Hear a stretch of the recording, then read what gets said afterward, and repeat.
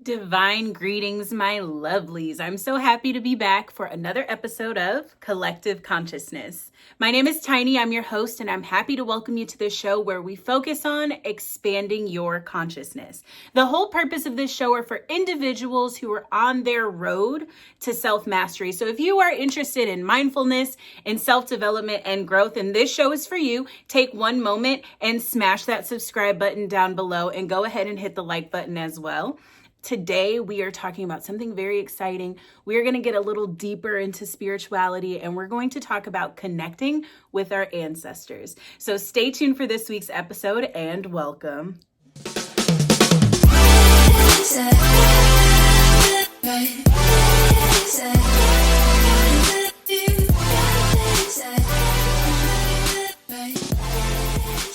So this is going to be some kind of dense content. So we're going to split this episode into two portions. The first portion, we're going to talk about how to connect to your ancestors and the process and, why it's so important that we covered all the basics first.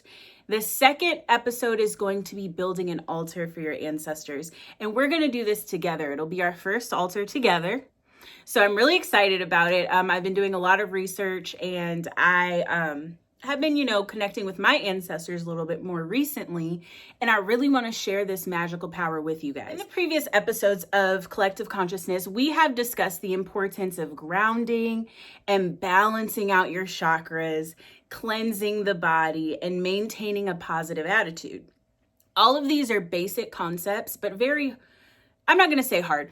They're very challenging to get a grasp of when you're first starting. Okay, so it's going to take a lot of, mental dexterity. It's going to take a lot of effort and consistency on your part. Okay, so when you're spiritually awakened, it's not like, oh, okay, we're done, we did it. No, there is definitely a little bit more to it than that. It is an ever-going evolving that is going to happen with you spiritually. So the work is never done, and we are always striving to be better. Okay. So all of the groundwork that we have been doing since Collective Consciousness has come out regarding, the chakras, regarding your balancing your energies, tapping into spirit and connecting with your higher self. These are all things that is like the foundation for raising your vibration and tapping into your spiritual wisdom. The exciting thing about raising your vibration is now that you have done so, you've created that foundation, you've got your bricks for your house all lined up, right? And it's solid, right? So now you get to dive into the spiritual realm and really see what's going on over there, so when you do this, though, it's very important that you have done all of the previous work that we've discussed. Now, I cannot stress this enough. It is very important to be grounded, to have your chakras balanced, to be able to have that emotional maturity when you're going through something, to experience the emotions, let them go, heal from it, and move forward, right? These are all very important because when you open that door to the metaphysical, you're opening the door for both light and darkness. If you are not grounded, if your chakras are not in balance, if you have not healed from past traumas, if you are not eating high vibrational foods, if you're allowing lower vibrations to enter your auric field, it is going to create a portal or a window for these negative things to also enter once you've all opened the veil, or once you've crossed to that metaphysical side, and once you've gone over to explore. You can bring things back with you if you do not have the proper foundation. So prior to going into this spiritual depth, it is very important, and I will say this one more time, it is very important to make sure you are grounded, make sure that you are balanced, make sure you know who you are, and everything that you do it with intent, okay? Do everything with intent. I can't tell you like enough. So now that we've got a solid concept of the basics, let's expand on that. Let's talk about connecting with our ancestors and why it's even important to connect with your ancestors. There's a such thing called karma. Now, a lot of people think karma is just what goes around comes around. And that's a very like simplistic, like not in depth at all way of explaining it. But I bet you didn't know that karma actually transfers from lifetime to lifetime. So things that you've done in previous lifetimes can still affect you in this lifetime if you have not dropped your karma. Okay, so what does that mean, Tiny? All right, let's talk about it. Let's say in a previous lifetime, let's say you were a serial killer rapist. I know that's not super great at all, but let's pick the worst of the worst, right? So let's say serial killer rapist, and you killed 27 people and raped 25 people, okay? Just to paint the picture for you. All of these things that you've done in a previous life, when you pass on and you come into the next life, you carry all of that baggage with you. Okay, so the whole purpose of us being on this planet is to find our divine purpose, to move towards a higher level of consciousness, to love and live and experience together. When you do the opposite of that, right? When you put out a lot of negative energy out into the ethers, that negative energy really only reflects you. Okay, so what that means is like in the next lifetime, you're going to have to pay for that. Okay, so you're going to have to go through a lot of trials and tribulations that you just don't understand. Why is this always happening to me? And, you know, these things that you can't control. And I don't even know how else to like put it into words, but it's basically like things that you can't explain go wrong, and they go wrong all the time. And it's like, what did I do? You ever ask yourself that, like in a situation, like, what did I do to deserve this?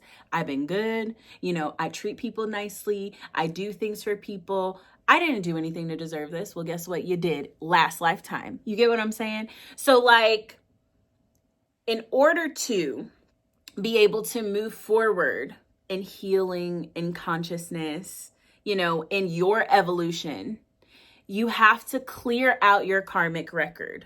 Okay, you have to drop your karma, because when we come back into this realm, when we are reborn into this earth, we do not have our memories. Okay, they're all trapped up in the Akash, which I know that you guys know we've talked about the Akash before. The Akash is the grid that is around the earth that stores all of the human knowledge and memory and information that we have lived and experienced over literally the entire time of our existence. Okay, so all this information is in the consciousness grid, is in the Akash, and you can tap into that. And I know we've talked about this already before. You know, you can tap into the Akash, you can tap into that past life knowledge, and you can actually have past life regressions where you go through moments and it's kind of like a movie, or you see flash cut scenes of some of your past lives. When it comes to dropping your karma, just like everything else, it requires intent. I drop my karma. It's just a statement. I drop my past life karma. It is no longer serving me, and I no longer need it, you know, and something just very simple like that.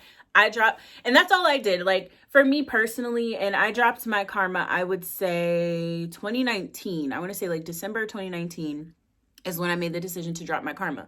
Now, just because I did it that one time, just like we just said, doesn't mean like, oh, that's it, I'm done, I don't have to like drop my karma anymore. Like, no, it is a decision, but you know, just in case some of these things refizzle or, you know, resurface, you can go back and be like, no, this no longer serves me, I dropped my karma, right? You affirm what you want and what you don't want in your life. And all it takes is for you to say it out loud, mean it, and believe it. Your innate, your auric field, the universe is conspiring in your favor.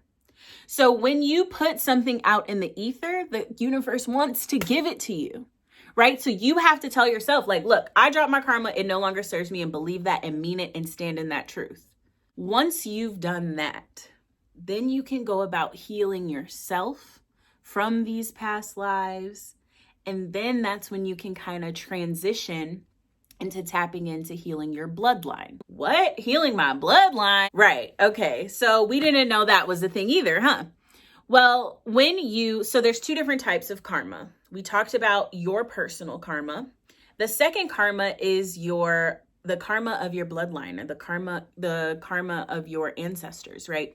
So, you can sometimes heal yourself, but you're still going through things in this physical realm. And you're like, well, why am I still going through this? It's because you have not healed your family or your ancestors. And that's where generational curses come from, or, generational stagnation.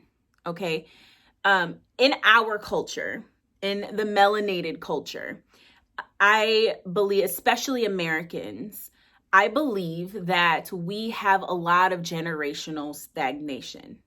And that is because of all of the trauma that is in our bloodline specifically. Okay, we have been, and we still are, being targeted in this country.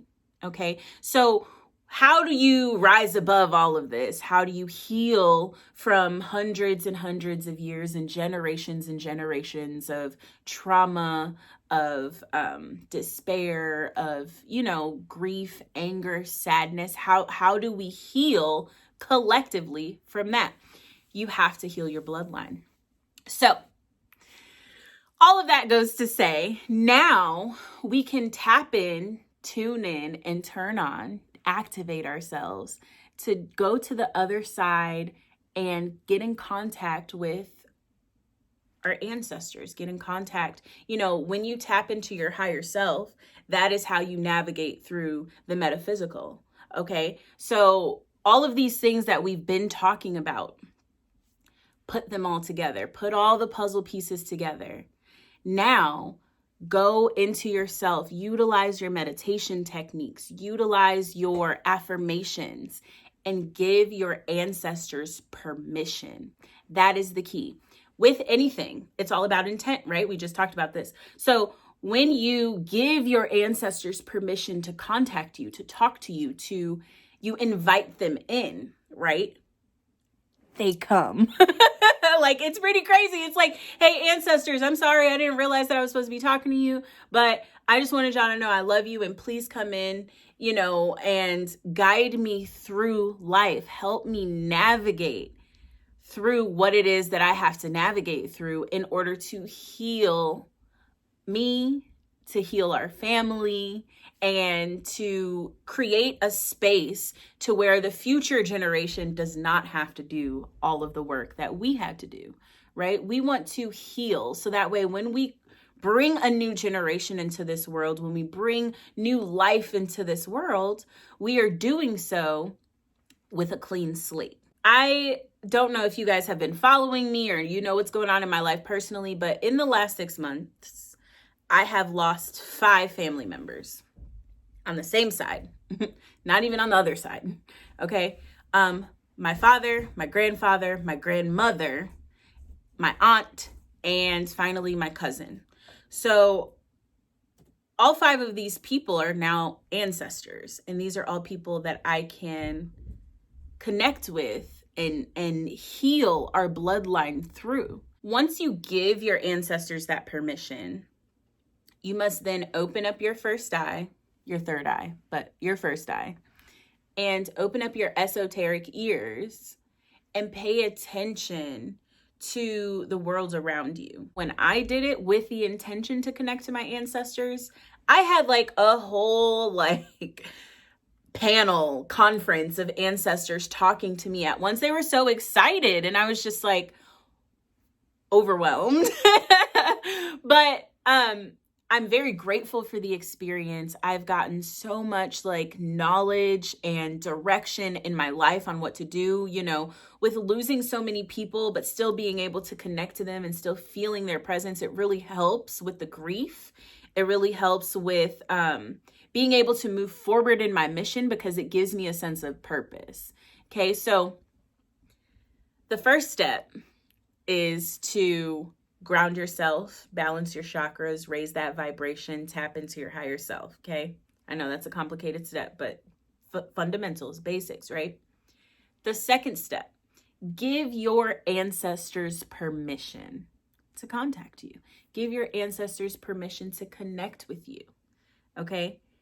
And then step 3, build an altar. So what this altar is, it's for honoring those who have transitioned. It's for respecting and helping connect the two realms together. So that way we can live in coexistence with our ancestors and with those who are still on this planet physically with us. Okay, so we're not going to do the altar today, clearly, because it's going to take a lot more time. But we're going to build an altar together next Friday. So this week, let's focus on balancing and creating a solid foundation of grounding and stability, okay? Once you have stabilized yourself metaphysically, then we can go ahead and extend ourselves to our ancestors. I want you to give your ancestors permission. Give your ancestors permission to contact you, greet them, thank them, love on them, right? We all miss our ancestors that, we got to spend time with here on this planet and that have transitioned. So this is an opportunity to reconnect with them. They've always been there for you, but you just have to tap in to be able to contact and connect and be guided by them as well. So that's what I want you guys to focus on this week. Prepare for next week. I'm going to include a list of things that we're going to use to put together the altar. And that way we can just do it together. It'll be a fun activity and it'll be super cool. Thank you so much for joining us today. I appreciate every single one of you. And I love doing these shows where we can expand in consciousness together. I will see you all next week to build that altar. Asè and Namaste.